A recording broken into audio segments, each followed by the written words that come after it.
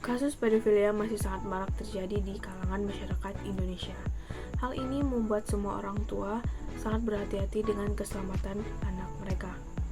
Berdasarkan Sistem Informasi Online Perlindungan Perempuan dan Anak atau singkatnya SIMPONI PPA, pada tahun 2022 tercatat setidaknya 23.294 kasus, yang mana sekitar 4.685 korban berusia rentang 6-12 tahun, serta 8.337 korban berusia pada rentang 13 hingga 17 tahun, dengan salah satu kasus tertinggi yaitu pelecehan seksual. Sebenarnya apa yang dimaksud dengan pedofilia tersebut? Mari kita simak penjelasan seputar pedofilia yang akan dijelaskan oleh rekan-rekan saya berikut ini. Semua, perkenalkan aku Fadila Rahmi. Nah, pada kesempatan kali ini aku akan menjelaskan materi mengenai pedofilia. Kalian semua pasti pernah dengar tuh kata pedofilia.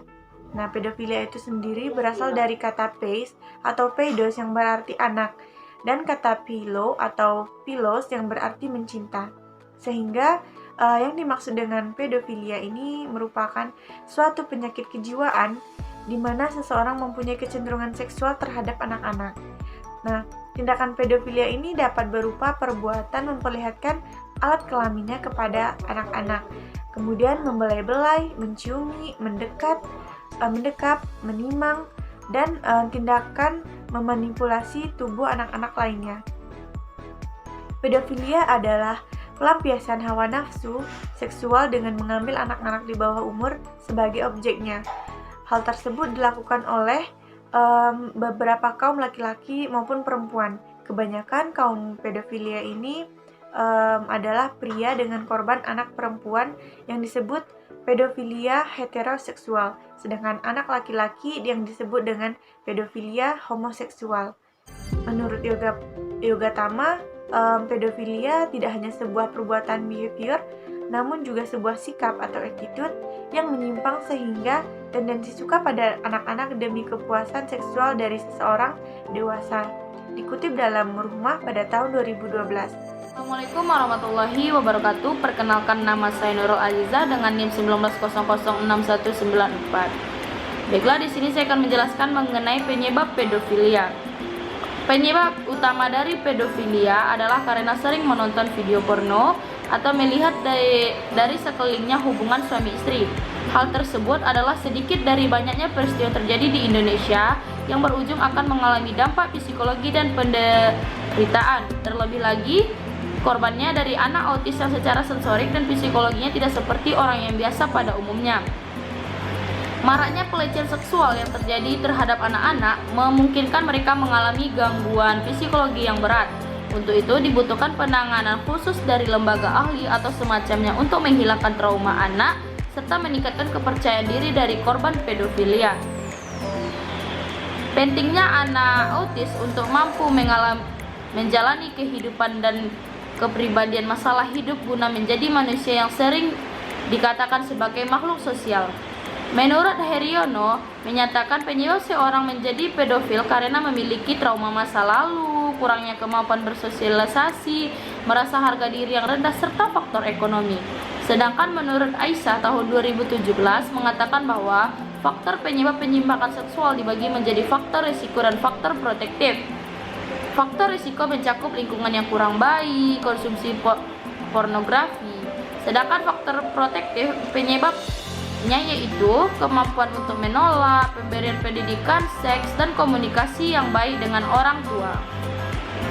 Sebagai dinamika psikologis, fokus pada penilaian itu yaitu bagaimana dinamika psikologis pelaku pedofilia berdasarkan faktor-faktor penyebab dari aspek dinamika psikologisnya. Selanjutnya, faktor risiko pedofilia. Faktor yang meningkatkan risiko seseorang mengalami pedofilia atau menjadi pedofil belum dapat dipastikan. Namun, ada dugaan gangguan mental ini dipicukan akibat 1.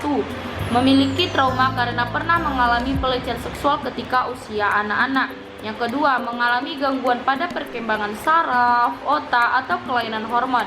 Yang ketiga, pernah mengalami cedera di kepala di usia kurang dari 6 tahun. Yang keempat, memiliki orang tua, terutama ibu yang mengalami gangguan psikiatri. Yang terakhir yaitu memiliki IQ yang rendah. Selanjutnya, faktor risiko pedofilia. Faktor yang meningkatkan risiko seseorang mengalami pedofilia atau menjadi pedofil belum dapat dipastikan. Namun, ada dugaan gangguan mental ini dipicukan akibat 1. Memiliki trauma karena pernah mengalami pelecehan seksual ketika usia anak-anak. Yang kedua, mengalami gangguan pada perkembangan saraf, otak, atau kelainan hormon. Yang ketiga, pernah mengalami cedera di kepala di usia kurang dari 6 tahun. Yang keempat, memiliki orang tua, terutama ibu yang mengalami gangguan psikiatri. Yang terakhir yaitu memiliki IQ yang rendah. Baiklah, saya akan menjelaskan tentang diagnosis pedofilia. Diagnosis pedofilia ini bisa dikatakan sangat sulit untuk dilakukan, sebab sebagian besar pengidapnya tidak menunjukkan emosi, bahkan saat sedang berhadapan langsung dengan dokter. Guna dapat melakukan diagnosis, pastinya dokter memerlukan informasi lengkap dan mendetail terkait dengan pengidap ini sendiri. Begitu pula informasi terkait keluarga, masyarakat, lembaga hukum, dan potensi ada atau tidaknya korban. Diagnosis pedofilia ini ada 2, yaitu yang pertama, memiliki fantasi atau dorongan seksual yang intens terhadap anak-anak berusia 13 tahun atau lebih muda. Yang kedua, hubungan sosial, pekerjaan dan aspek kehidupan lainnya yang terganggu karena dorongan seksual pada anak. Selanjutnya adalah klasifikasi pedofilia. Pedofilia dapat diklasifikasikan dalam beberapa macam. Pembagian terluas dari pelaku pelecehan seksual terhadap anak adalah berdasarkan jenis kelamin korban.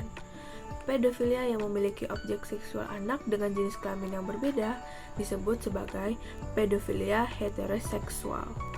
Sedangkan pedofilia yang tertarik terhadap anak dengan jenis kelamin yang sama disebut dengan pedofilia homoseksual. Sebagai mayoritas populasi pelaku pelecehan seksual dapat dibagi menjadi 3 tipe, yaitu yang pertama adalah pedofilia tipe 1. Pedofilia tipe ini tidak dapat berinteraksi sosial dengan wanita karena kecemasan atau ketidakmampuan sosial atau keduanya. Individu ini dapat terangsang secara seksual baik oleh objek normal dan anak-anak. Yang kedua adalah pedofilia tipe 2. Pedofilia ini dapat berinteraksi sosial dengan wanita dewasa, namun tidak mampu terangsang seksual oleh mereka. Mereka hanya dapat terangsang seksual oleh anak-anak. Yang ketiga adalah pedofilia tipe 3. Pedofilia ini tidak dapat berinteraksi sosial dengan wanita dan tidak dapat terangsang secara seksual oleh mereka. Mereka hanya terangsang secara seksual oleh anak-anak. Hai, nama saya Ovi Juita. Saya di sini akan menjelaskan materi tentang karakteristik pedofilia. Umumnya pelaku pedofilia tidak memiliki riwayat kriminal. Ini artinya pelaku pedofilia sebenarnya tidak memiliki perbedaan yang signifikan dengan populasi normal karena para pelaku memiliki sikap yang baik tentang hal lainnya. Pada saat melakukan pendekatan kepada anak-anak, pelaku pedofilia cenderung tidak ceroboh, sebagaimana karakteristiknya yang memiliki obsesi tinggi. Pelaku mendekati anak-anak dengan cara yang teliti dan halus. Pelaku biasanya melakukan hal-hal sebagai berikut. Yang pertama yaitu para pelaku aktif mendekati anak-anak yang cenderung pendiam, kurang perhatian, terlihat lemah, dan sedang ada masalah di rumah atau di sekolah. Anak-anak yang seperti ini sangat membutuhkan perhatian dan kasih sayang dari orang yang lebih dewasa. Pada momen itulah para pelaku ini sering mengeluarkan rayuan dan menjanjikan sesuatu, sehingga anak-anak tidak sadar jika hal tersebut termasuk jeratan. Yang kedua yaitu membangun kepercayaan anak dan orang tua dengan cara memberikan perhatian yang lebih terhadap anak-anak. Jika kepercayaan anak dan orang tua tinggi, maka mereka tidak akan menaruh curiga terhadap pelaku pedofilia. Pelaku akan dengan leluasa melancarkan aksinya terhadap anak yang ia tuju. Yang ketiga adalah para pelaku selalu mencari alasan untuk memberi bimbingan atau hukuman terhadap anak-anak, agar dirinya selalu berdua dengan korban di tempat-tempat yang telah ditentukan sebelumnya. Pada poin inilah, para pelaku pedofilia dianggap menculik anak-anak karena pada waktu tertentu dia membawa anak-anak ke tempat tersembunyi yang asing bagi anak. Yang keempat yaitu kepolosan anak-anak dalam hal ini banyak dimanfaatkan oleh pelaku. Mereka terlihat penyayang anak dan perhatian, sehingga untuk mendekatinya tidak ada dengan kekerasan, tetapi dengan rayuan dan ancaman. Sedangkan Probosiwi dan Daud 2015 mengatakan bahwa pelaku pedofilia tidak hanya berjenis kelamin laki-laki, tetapi juga perempuan. Praktiknya, Perilaku ini bisa dilakukan oleh laki-laki terhadap anak laki-laki atau perempuan. Begitu juga pelaku perempuan bisa melakukan hal yang sama dengan seperti pelaku laki-laki. Heriono, Wardani, dan Kurniasari 2016 menyatakan penyebab seseorang menjadi pedofil karena memiliki trauma. Selanjutnya saya akan menjelaskan mengenai gejala pedofilia. Seseorang yang mengalami gangguan pedofilia klinis akan mengalami ketertarikan dan gairah seksual terhadap anak-anak pra-remaja yang umumnya mengacu pada anak-anak di bawah usia 13 tahun. Gejala pedofilia lainnya meliputi yang pertama yaitu menunjukkan perilaku dekat dan akrab dengan anak. Yang kedua, menyukai tontonan video pornografi dengan objek anak-anak. Yang ketiga, kerap melakukan perilaku seksual kepada anak, misalnya membuka pakaian. Yang keempat, suka memperhatikan anak-anak menjadi target. Berikutnya yaitu gemar melakukan kontak fisik dengan anak, misalnya menyentuh tangan, wajah, rambut, hingga akhirnya organ kelamin. Selanjutnya, lebih suka menyendiri dan menjadi antisosial. Yang terakhir yaitu beberapa ditemukan mengalami penyalahgunaan narkotika dan obat terlarang. Assalamualaikum warahmatullahi wabarakatuh. Perkenalkan, saya Novika Ramadhanti, NIM 19006191. Di sini saya akan menjelaskan materi mengenai pelaksanaan BK terhadap korban pedofilia dalam meningkatkan kepercayaan diri, yaitu dengan dua metode. Yang pertama, metode konseling individual atau individual konseling. Pada metode ini yaitu konselor memberikan perhatian penuh, memberikan bantuan secara mendalam kepada konselingnya secara langsung dengan cara face to face atau tatap muka, yang mana di dalamnya terdapat sifat rasa empati dan simpati. Yang kedua, bimbingan kelompok atau group guidance. Nah, proses bimbingan kelompok yang dimaksud ini yaitu konselor memberikan bantuan kepada individu secara berkelompok dan menyelesaikan masalahnya juga secara berkelompok. Yang kedua yaitu pengobatan pedofilia. Pedofilia ini sama-sama kita ketahui bahwa pedofilia ini penyakit kronis yang mana pengobatannya itu seharusnya dalam waktu jangka panjang, yaitu antara lain yang pertama farmakoterapi. Farmakoterapi ini yaitu proses pengobatan dengan memberikan obat anti-androgen untuk membantu mengurangi libido. Yang kedua, kognitif behavioral therapy atau CBT. Nah, metode ini bertujuan untuk menggali perasaan, pemikiran, perilaku dari pelaku pedofilia. Selain itu, CBT ini dilakukan untuk memodifikasi pemikiran dan perasaan pelaku terhadap anak-anak korban kekerasan seksual. Selain itu, CBT ini bertujuan untuk membantu orang dengan pedofilia menunjukkan empati dengan anak korban kekerasan seksual supaya tidak terulang kembali perilaku yang telah ia lakukan. Yang ketiga, adanya family system therapy. Family system therapy ini yaitu melibatkan keluarga untuk mendorong kesembuhan dari perilaku pedofilia ini.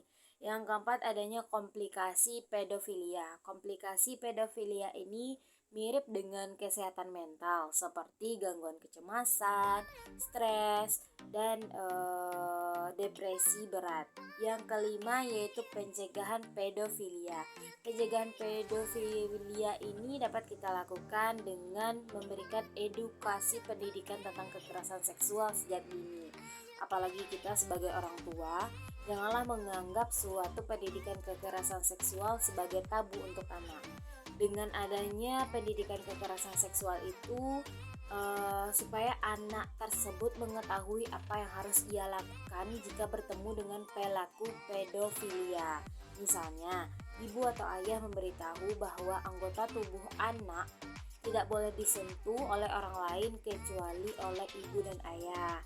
Yang kedua, pastikan anak tidak mudah dekat dengan orang lain dan segera menjauh apabila orang dewasa yang baru dia temui sudah mulai menawarkan sesuatu yang aneh-aneh kepada anak tersebut. Pada kali ini aku akan menjelaskan materi mengenai metode perawatan baru bagi para korban pedofilia. Penelitian baru telah mencoba mengembangkan metode perawatan baru bagi para korban pedofilia atau pedofil di penjara ataupun di rumah sakit. Nah, walaupun demikian, saat ini belum ditemukan penelitian bagus yang terbukti efektif untuk perawatan pedofilia. Teknik perawatan pedofilia ini dapat dibagi menjadi beberapa grup besar. Di antaranya yang pertama itu ada teknik fisiologis, yang kedua ada psikoterapi tradisional, dan yang ketiga adalah pendekatan perilaku. Nah, kemudian yang pertama kita bahas mengenai teknik fisiologis. Dilihat berdasarkan fakta bahwa dorongan seksual dapat dikurangi dengan kastrasi dan pemberian hormon. Teknik perawatan ini walaupun tidak digunakan secara umum di Amerika Serikat, tapi telah dilakukan di Belanda dan beberapa negara Skandinavia. Terapi hormonal disertai dengan terapi psikologi telah digunakan untuk menurunkan dorongan seksual secara sementara. Nah, yang kedua yaitu teknik psikoterapi tradisional. Nah, pada psikoterapi individu dan grup yang dilengkapi dengan terapi rekreasional, terapi okupasi, pendidikan seks, dan aktivitas lain digunakan di beberapa fasilitas perawatan. Walaupun demikian, menurut penelitian, efektivitas terapi psikologi bagi pedofilia ini masih beragam. Bagi beberapa penelitian menganjurkan psikoterapi tradisional dapat membantu bila dikombinasi dengan terapi perilaku. Kemudian yang ketiga ada teknik pendekatan perilaku, di mana teknik ini bertujuan untuk meningkatkan atau memfasilitasi interaksi sosial yang adekuat dengan wanita dewasa, meningkatkan keinginan seksual terhadap wanita dewasa dan menurunkan dorongan seksual pada anak-anak, mengurangi fantasi seksual dan pikiran seksual yang melibatkan anak-anak, dan mengurangi keinginan beraktivitas seksual dengan anak-anak. Nah, mungkin itu saja yang bisa saya sampaikan. Itu materi dari saya mengenai metode perawatan baru bagi para korban pedofilia. Dan terima kasih.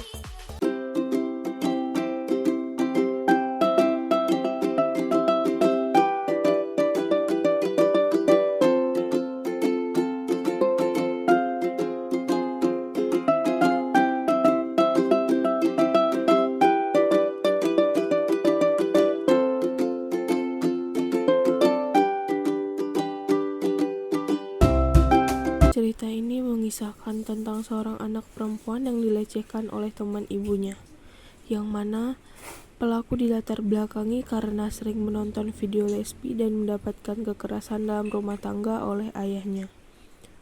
Rami merupakan anak yang pendiam. Ia memiliki seorang teman bernama Okti yang sangat lincah serta sangat peduli dengan Rami dan ibunya. Apapun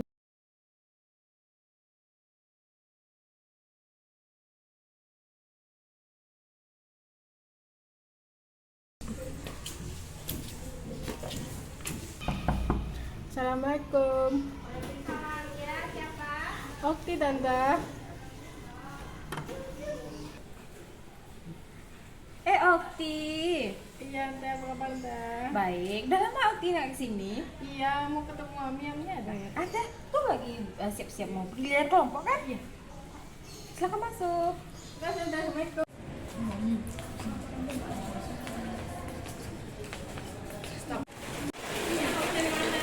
Tadi habis balik ke kelompok sama teman.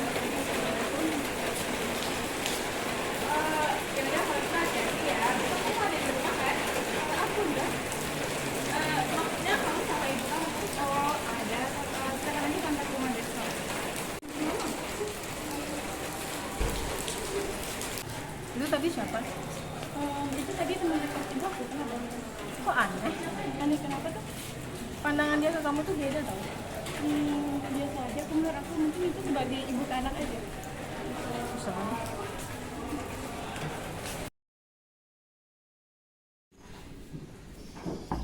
Vika, dia di rumah nggak sih? Vika, Sin, udah lama nggak ketemu ya. Apa kabarnya? Baik. Masuk.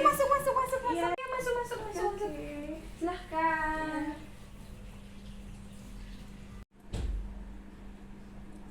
Kamu nyari apaan sih? Anak kamu gak di rumah ya? Oh si Rahmi, ada tuh paling dia ngerjain tugas. Biasalah anak-anak kan. Oh gitu. Oke. Oke bentar ya, aku ambilin minum bentar. Oke, santai-santai aja. Kat. Ini minumnya, Say. Aduh, repot-repot ya, Say. Oh, nggak apa-apa lah, kan kamu jarang. Oh iya lupa, maaf ya, cemilannya belum. Ya Allah maklum lah ya, Cin ya, faktor umur. Santai aja. Oke, bentar ya.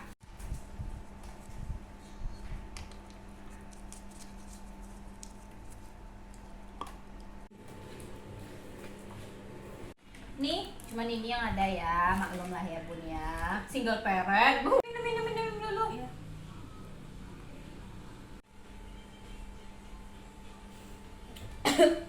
Oh, kenapa, Jang?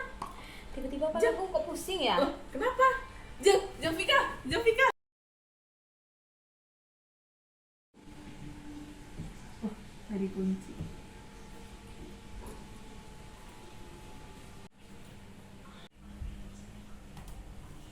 Tante, kenapa tante di sini tanpa ngatakin dulu? Iya, nggak apa-apa kok sayang. Soalnya tante kangen aja sama kamu karena kamu nggak keluar kamar dari tadi. Ih, tante apa-apaan sih? Aku kan busy. Silakan tante keluar.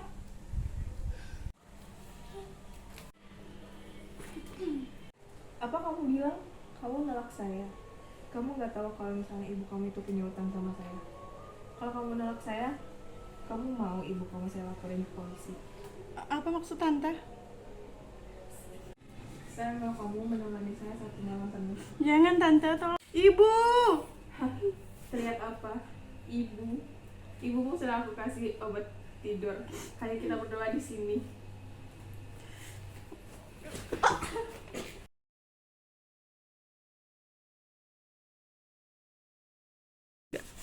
Kok gelap?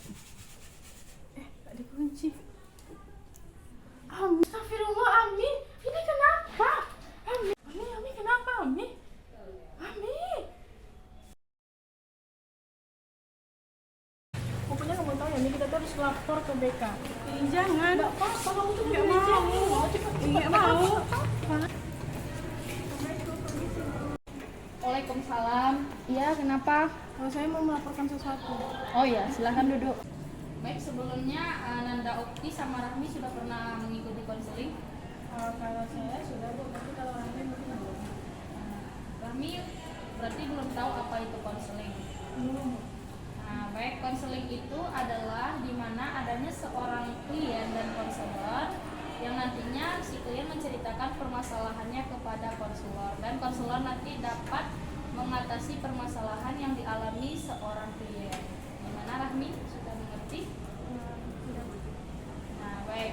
Nah, di dalam konseling itu ada terdapat azas-azas. Yang pertama itu ada azas sukarela, di mana Rahmi dan Okti ke sini datang dengan sukarela kan. Nah, jadi azas sukarela itu di mana seorang klien datang melakukan konseling secara sukarela.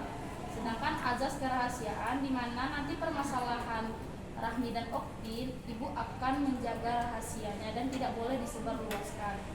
Nah, selanjutnya ada azas keterbukaan. Rahmi dan Okti kan sebagai klien, nah jadi sebagai klien itu harus terbuka kepada seorang konselornya untuk menceritakan permasalahan yang dialaminya. Bagaimana Okti dan Rahmi sudah mengerti?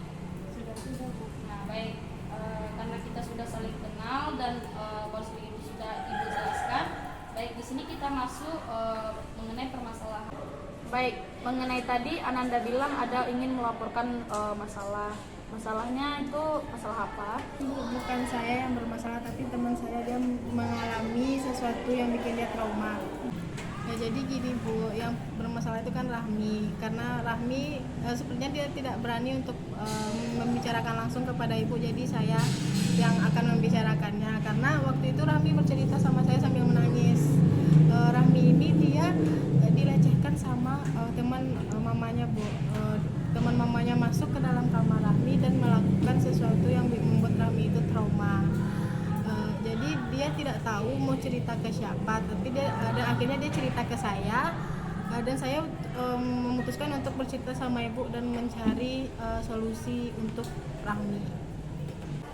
Nak Rahmi, bagaimana kalau permasalahan ini kita ceritakan kepada Ibu Rahmi? Jangan Bu, saya takut Bu. Kenapa?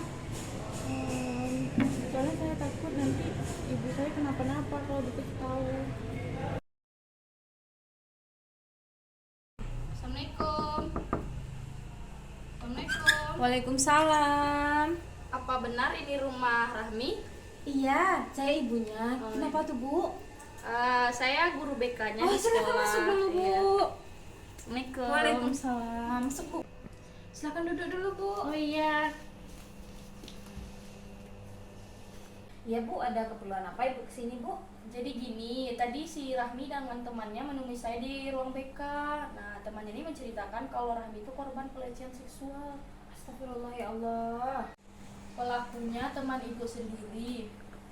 Astagfirullah. Apa Ibu maksud Bu Zila, Bu? Ah iya, Ibu Zila. Ya Allah. Dia yang sudah melecehkan Rahmi. Pantaslah, Bu, setelah Ibu Zilanya kesini, Rahmi berubah secara total, Bu. Dia lebih pendiam, tapi dia nggak ada ngomong sama saya, Bu. Bagaimana kalau kita panggil Rahmi ke sini? Boleh, Bu. Baik, Bu. Baik, saya panggil bentar, Bu, Iya. ya. Gimana kalau Ibu Zila itu kita laporin aja ke kantor polisi?